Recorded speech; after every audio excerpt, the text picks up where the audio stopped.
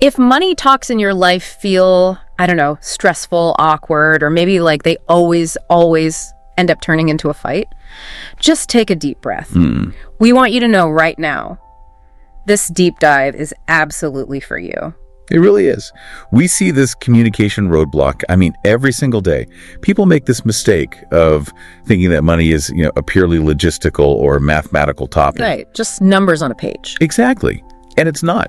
It is, without question, the single most emotionally loaded topic we navigate within our closest relationships. And that's exactly why we're here today. Our whole mission is to build you a communications toolkit for what we're calling zero-drama conversations about finances. Yeah. We want to give you the shortcut to being well-informed, not necessarily about budgeting, but about how to talk about the budget. We're talking practical tools, frameworks, and, actual scripts you can use. And this applies to everyone, your partner, your family, your roommate, even that friend who keeps suggesting, expensive plans you can't really afford.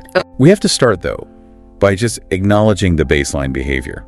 When a money issue comes up, most people, they default to one of two modes. And, well, both are deeply destructive. Okay, what are they?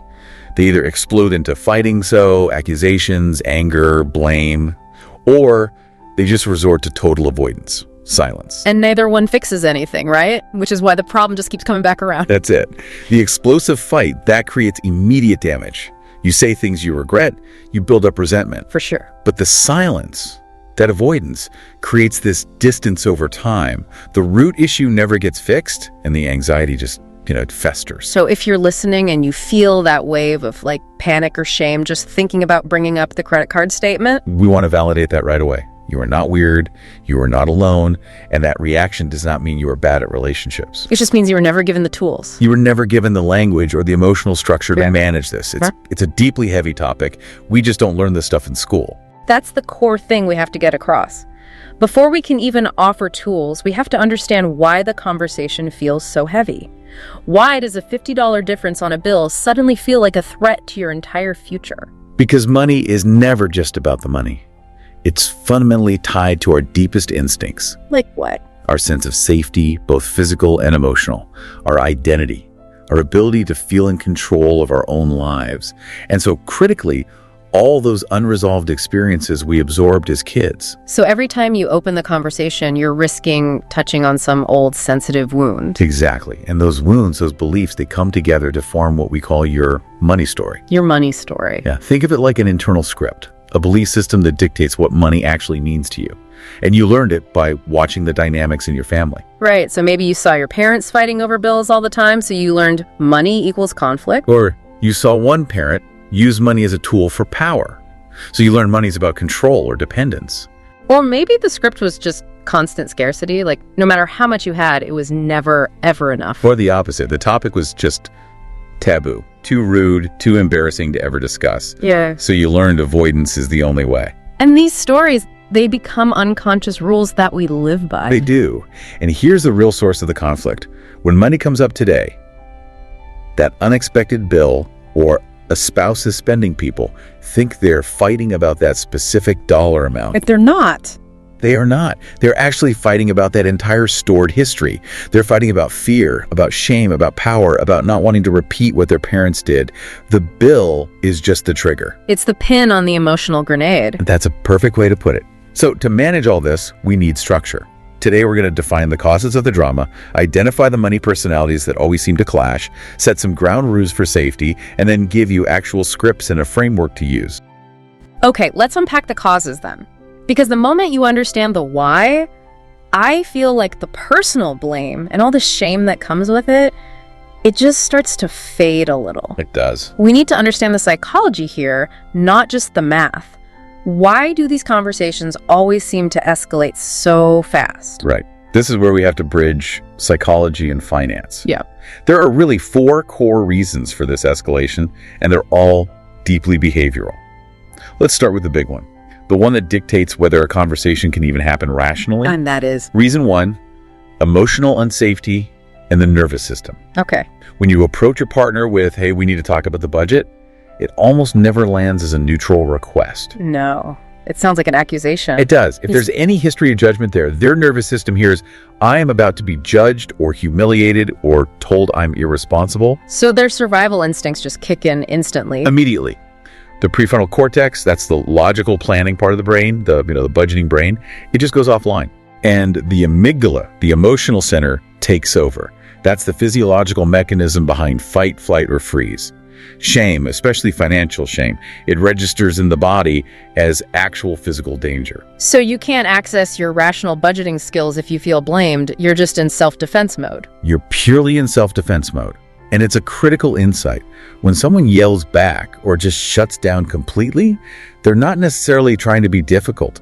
Their brain has just decided that survival is more important than cooperation right now. Which is often compounded by the second reason, I'm guessing? Yes. Reason 2, power dynamics. Very, very quickly, even between two equal adults, this parent-child dynamic emerges. Oh, yeah. One person becomes the responsible one. The budget police, the spreadsheet owner. Right. And the other person gets cast as the child or the problem, and that is so triggering. It's incredibly triggering. And let's look at the hidden fears in both roles. The person who becomes the budget police, they are secretly terrified. They're carrying the whole mental load. The whole thing. They feel isolated. And they're thinking, if I don't obsessively track every penny, we're going to fail. And that terror makes their communication style become, demanding or harsh. Which then triggers the defensiveness in the other person. And that person, the one in the child role, feels like their autonomy is being threatened. They're thinking, I'm an adult. I work hard. Why am I being lectured constantly? So their resistance, like secret spending or avoidance, it isn't even about the money. Not at all. It's a desperate attempt to protect their own sense of dignity from what feels like control. So the money talk just becomes a fight for control and identity. You've got it. Which brings us to reason 3, topic overload. This is a simple logistical mistake, but it kills conversations. People try to mix 5 or 6 huge arguments into one. The emotional junk drawer. Exactly. We've all done it. You start talking about the utility bill, and suddenly you're arguing about credit card debt from 3 years ago, and your mother-in-law's bad advice, and whether you'll ever retire. The brain just isn't equipped for that. It's an instant cognitive shutdown. You have to learn to focus on one thing. Okay, so what's the last one? And finally, reason 4, lack of scripts and tools. It really just boils down to a modeling problem. We repeat what we saw. If our parents fought, we fight. If they avoided, we avoid. That's it. We default to the emotional language we learned growing up because we don't have any healthier scripts preloaded. We have to proactively load those tools into our toolkit.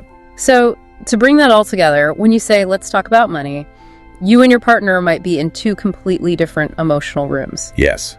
For the planner, the talk means, yay, clarity and control. But for the person who's prone to shame, it means, oh no, I'm about to be humiliated. And that misalignment of emotional realities is why creating safety through structure is the only way forward.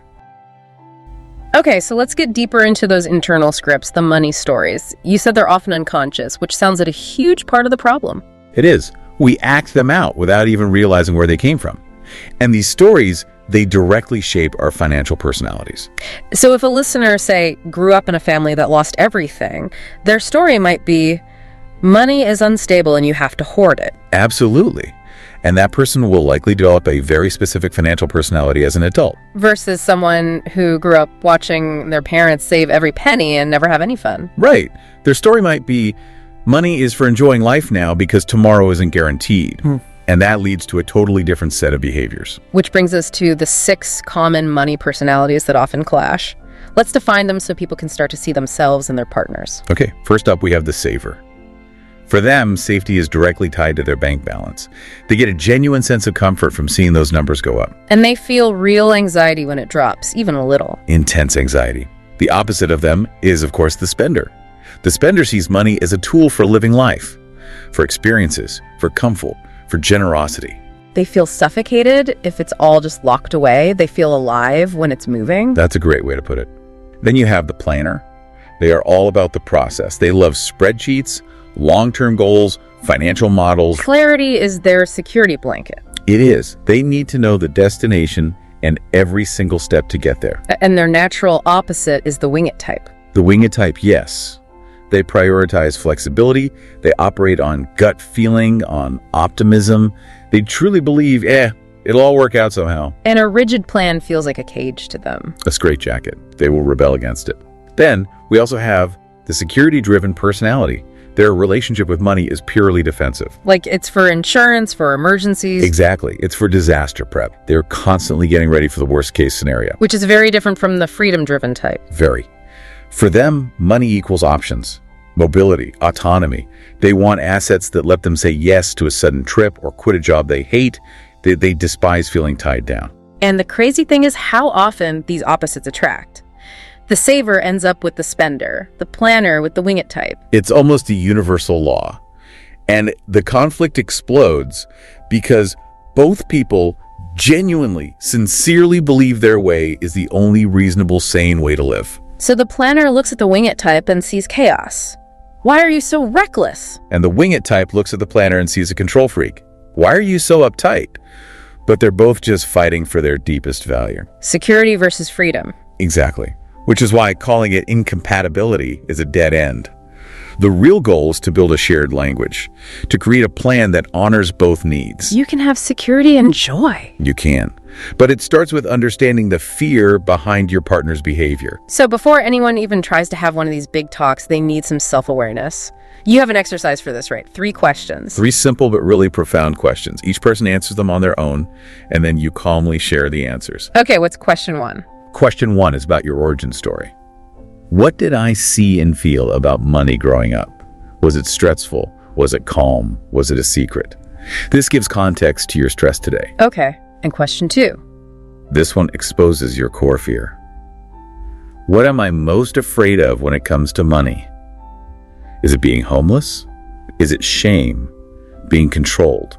Losing your freedom? That's a big one. And the last one. And question 3 reveals your motivation. What do I wish money could ultimately do for me? This shifts the focus from anxiety to your actual hopes. So maybe the saver really just wants freedom from worry. And maybe the spender just wants to be able to be generous without feeling guilty. The key here is that when you share these answers, you're not arguing. It's an act of vulnerability. And you stop fighting about the credit card bill. You start to understand that your partner isn't trying to sabotage you. They're trying to protect themselves from a deep fear you probably didn't even know they had. So once you have that self-awareness, you still need to build a safe container for the conversation itself. You talk about ground rules. Yes. We have to interrupt the default chaotic pattern. And the only way to do that is with a predetermined structure. Ground rules are your safety net. They signal to the nervous system that this isn't a trap. Exactly. It's a planned, safe collaboration to solve a shared problem. If it feels like a trap, the brain goes into defense mode. If it feels structured and respectful, you have a chance at actually solving something. Okay, let's go through them. What is the first non-negotiable rule? Rule number 1 is the simplest, and it's the one people violate the most. Do not ambush schedule the talk. You can't just spring it on someone. Never. Not when you're angry, not when you're tired, not when they're walking in the door with groceries. Surprise is the enemy of calm communication. So instead of that panicked, we need to talk about your spending right now. You use a scheduling script. Something gentle but firm. Hey, I really want us to feel more on the same page. Can we set aside 30 minutes this Saturday morning, maybe around 9:30, to look at our money together? That gives emotional notice, respects their time. Totally. Okay, rule number 2. No you always or you never statements. No, this is huge. It is. These are character assassinations. They're saying the person is fundamentally flawed, and they instantly trigger defensiveness because there's no room for nuance. So you have to replace that with what you call the I feel structure. Right. You anchor your feeling to a specific behavior you observed, and then you state your underlying fear. So instead of, you never care about the budget, you say, I feel anxious when we don't look at our spending together because I'm scared we'll fall behind. Perfect. It's honest, it's not accusing, and it clearly states your need. Okay, rule 3. This is the anti-junk drawer rule. One topic at a time. If you try to argue about debt, retirement, and the vacation all at once, you will fail. The brain just shuts down. It can't handle it. You have to mutually agree on the single focus beforehand. Okay, for the next 15 minutes, we are only talking about the grocery budget. That makes success possible. Makes sense. What's number 4? Rule 4 requires a real mindset shift. Assume positive intent. This is a hard one. It is. You have to enter the conversation believing your partner is not an enemy trying to ruin you. They're a human with their own fears and blind spots, but they are fundamentally on your team. So even if you find something that makes you angry, you start with curiosity, not accusation. Exactly. You start with, I know you care about us, and I do too. Can we work through this together? Okay, and the last rule? Rule 5. Agree to a regulated pause. You have to agree ahead of time that if things get too heated, either person can call a timeout. This is the escape hatch. But it can't just be a way to avoid the conversation forever. That's the crucial condition. The pause must include a promise to return. I'm feeling too overwhelmed right now. I need a 10-minute break, but I promise we will come back to this at 8 o'clock. So it's emotional first aid, not abandonment. That's the key. It transforms the break from avoidance into a conscious choice for self-regulation and partnership. Okay, so with those ground rules as our foundation, now we can get into the actual framework, the 4 simple steps for any money conversation. Right. And it has to be simple. Because when your emotions are high, your brain can't handle complexity. It needs quick, memorable steps. Let's walk through them and really break down the psychology of why each step works. Great. Step 1, start with safety. This is about countering that natural tension of a money talk by actively disarming the nervous system within the first 30 seconds. So you can't start with a fact or a criticism. It has to be a statement about the relationship itself. Yes, a deliberate, non-negotiable safety statement. Something like, I'd love for us to feel more like a team about money so we can stop worrying. Or this isn't about blaming you. I want us both to feel safe. You're establishing that the goal is collaboration, not a fight. Exactly. Then, once that safety net is there, you move to step 2. Share feelings, not accusations. Using those I statements we talked about. Yes, you're not attacking their character. You're just reporting on your own anxiety. You're inviting empathy.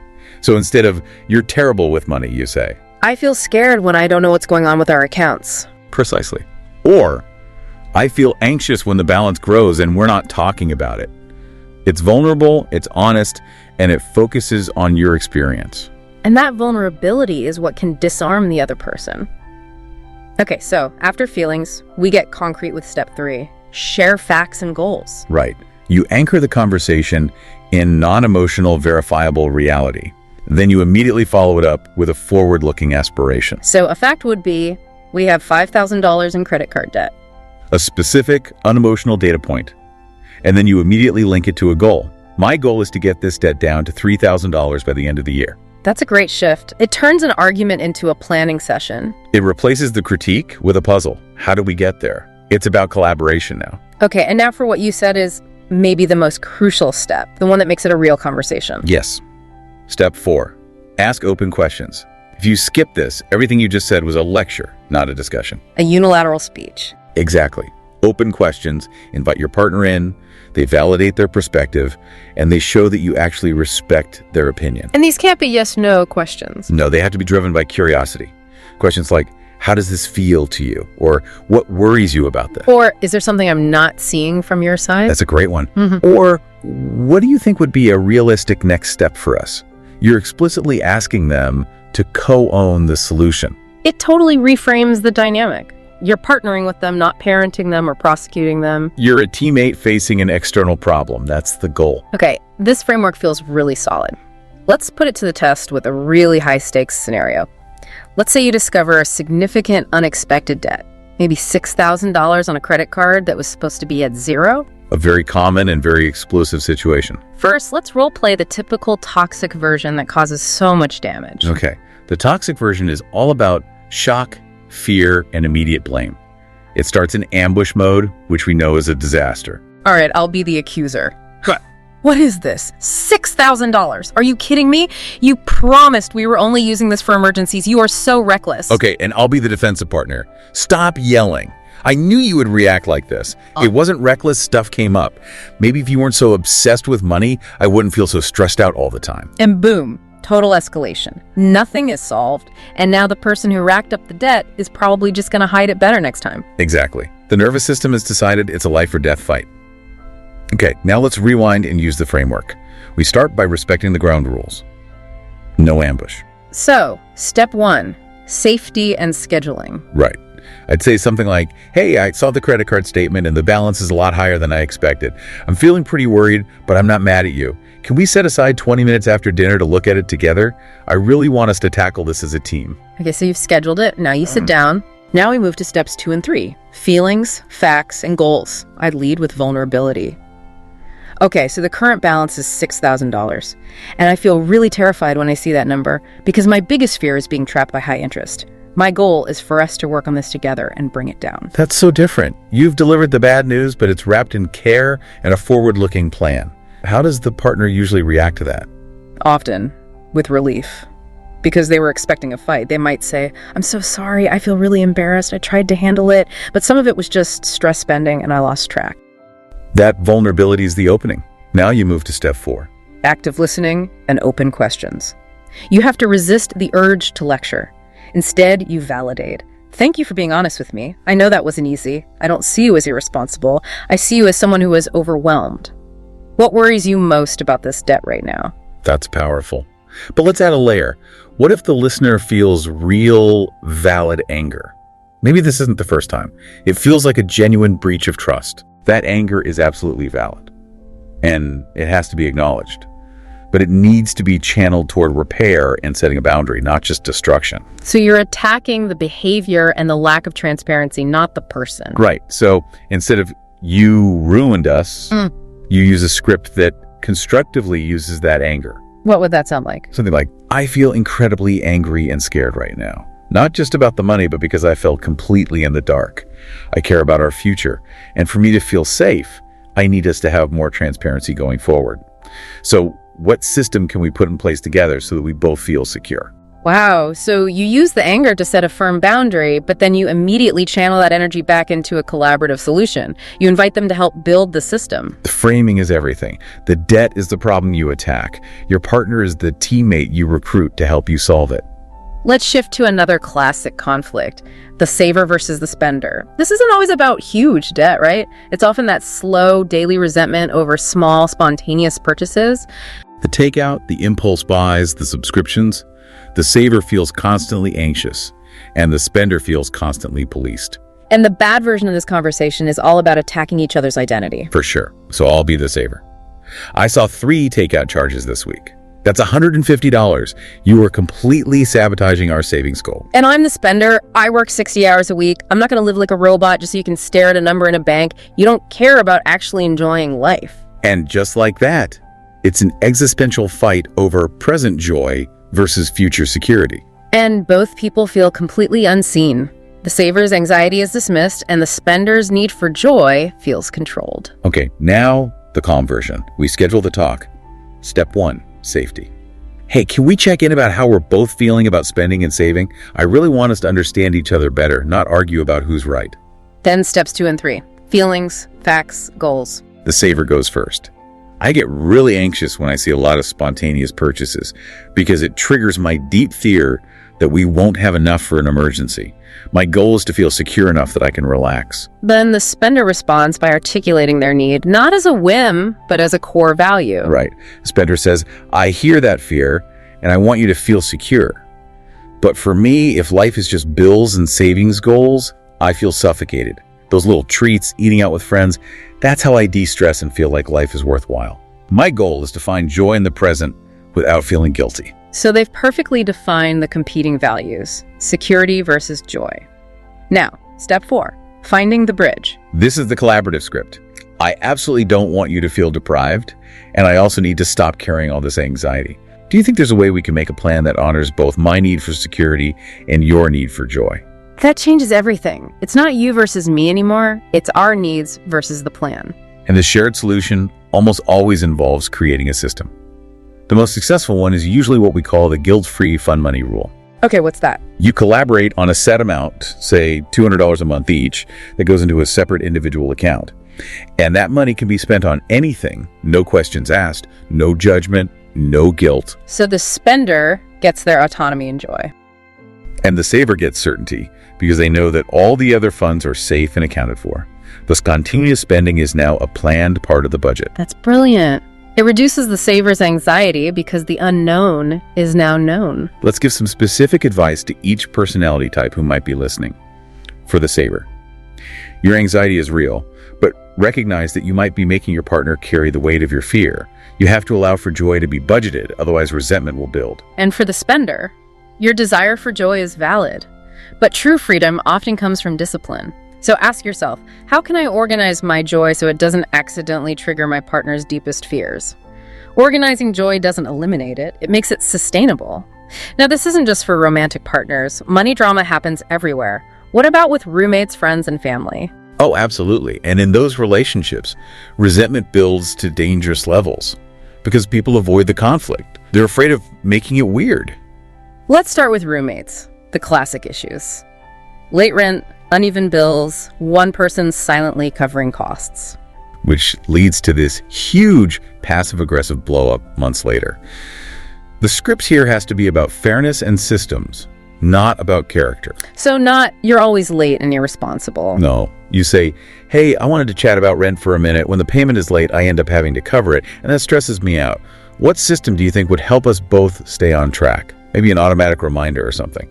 That takes the shame out of it and makes it about a shared problem. Okay, what about friends? This is where people overspend because they're afraid of looking cheap or being left out. Here you need the powerful protective sentence that separates the person from the price tag. What is it? It's, I really, really want to hang out with you, but that plan is just a bit out of my budget right now. Yeah. Is there any chance we could do something a little more affordable this week? The key is leading with the affirmation, I really want to hang out. Yes. It shows the relationship is the priority, and a healthy friendship will always respect that boundary. Okay, the final and maybe toughest one. Family. History, obligation, love. It's all tangled up. It is. This is often about expectations of financial support. For requests you have to say no to, you have to lead with love, but set a firm boundary. The core phrase is, I love you, and I can't do that financially right now. Simple but hard to say. And if they push, you hold the line gently. I truly wish I could, but it would put me in a really unstable position. I hope you can understand I have to take care of my own basic needs. You're allowed to have a boundary that's based on your own survival. Okay, so we have the framework, but what happens in the middle of a conversation when, despite your best efforts, someone gets triggered? Yes, the flare-up. The biological response is always faster than the rational thought. Your heart starts racing, your chest gets tight. You feel that flooding sensation. That's your nervous system reacting to a perceived danger. Probably revisiting an old wound of shame or helplessness. You need an in-the-moment intervention toolkit. This is for that moment right before you say the thing you can't take back. So, step 1. Notice your signal. You have to learn your own physical tells. Is it a tight jaw? Clenching your fists? Your voice getting sharp? If you can recognize those early signs, you have a tiny window to intervene. And once you notice it, step 2, name it out loud. Yes. You reduce its power by naming it without blame. This communicates your internal state and shows you're taking responsibility for regulating it. So you could say, I'm noticing my heart is racing and I'm starting to feel really overwhelmed right now. Or, I could feel myself getting defensive and I don't want this to turn into a fight. Then immediately, step 3, ask for a regulated pause. The timeout we talked about earlier. Right. You request a time-bound break. I want to keep talking about this, but I need 10 minutes to calm down. Can we please come back to this at 8:15? That time commitment is everything. It's first aid, not abandonment. And finally, step 4, regulate. During the break. This break is not for rehearsing your next attack. So what should you do? The goal is physiological calm. Get up, walk around, do some slow, deep breathing. Inhale for 4, exhale for 6. Your job is to bring your rational brain, your prefrontal cortex, back online so you can return as your best self. And if your partner is the one who calls the pause, how do you respond gracefully when you're feeling frustrated? You respond with appreciation, even if you're annoyed. Okay, thank you for telling me you need a break. Let's pick this back up in 20 minutes. You're acknowledging that they are choosing regulation over eruption, which is an act of respect. The ultimate goal here isn't just to survive crisis talks, right? It's to make money conversations normal. Exactly. The goal is to make them so normal they lose their emotional charge. And you do that by creating a new rhythm, the proactive, consistent money check-in or money date. You have to shift from emergency-only talks to consistent low-stakes planning. You have to ritualize it. Schedule it for a time when you're not exhausted. Sunday morning with coffee, maybe. The vibe is everything. Make it gentle, make it feel safe. And the agenda has to be simple. Super simple, to avoid the junk drawer effect. Just 5 questions. What came in this month? What went out? Did anything surprise us? What's coming up next month? And the most important one. Is there one small thing we'd like to adjust? And that focus on one small thing is the secret, isn't it? You're not trying to solve everything at once. No. You're building a pattern of consistent, small successes. Maybe just cancel one subscription or move $50 extra to savings. Those small wins make you feel like an effective team. And this is just as important for single listeners, right? Doing this check-in with yourself. Absolutely. Treat your solo check-in with the same kindness. Look at the numbers without judgment. Journal your intentions. You're practicing both self-compassion and accountability at the same time. We've covered all these tools and scripts. Now, to wrap up, let's take a moment to really internalize what this can feel like. If you're in a place where you can, I invite you to just close your eyes or soften your gaze. Take a slow, settling breath in and let it go. One more deep breath, imagining you're filling your lungs with calm, and out. That's right. Now bring to mind the person and the specific money issue you need to address, and just notice that initial tightening, that familiar tension or fear in your chest. Acknowledge it. That's your old story. Notice it. Now imagine walking into that conversation feeling prepared and steady. Your voice is calm. You look at them and you use a safety statement. Say it in your mind. I care about us. I want us to be on the same team. And notice how that instantly softens something inside you. You feel that shift. Imagine sharing your feelings first. I feel anxious because, then a fact, then a collaborative goal. You are leading with a calm structure. Now imagine asking those open questions. How does this feel to you? What are you afraid of? You're inviting them in. Imagine them responding honestly, maybe sharing their own fear or embarrassment. And you just listen. You stay curious. Imagine the two of you choosing one small shared next step together. Not solving everything, just one thing. One step. And now notice the feeling that settles over you. The chest is lighter. There's a sense of hope. You chose collaboration over chaos. Take one more deep breath in, anchoring this feeling of competence, and out. And you can gently return to the room. As we wrap up this deep dive, I want you to please internalize these core truths. Truth 1. Money fights are almost never just about the dollars. They are about fear, shame, and power. Truth 2. You are not bad at this. You were just never taught the tools. Now you have them. Truth 3. You and your partner can absolutely be on the same team, even if your personalities are completely different. The problem isn't the personalities, it's the lack of a shared system. Truth 4. These ground rules and simple scripts, they really work. They change the emotional temperature of your most stressful conversations. And truth 5. Talking about money calmly is an act of responsibility. It's healthy, it's protective, and it's foundational to building a secure, lasting relationship with anyone. We've covered so much today. We really hope you feel not just informed, but brave enough to try a new way forward this week. And if this deep dive resonated, please share it with someone you want to build a calmer financial rhythm with. And finally, we want to leave you with one last thought to consider. If money is so deeply tied to our identity and our sense of control, what one small act of shared vulnerability, not just shared tracking, but shared vulnerability, can you take this week to start building trust instead of distance? Thank you for joining us on the Deep Dive. We'll see you next time.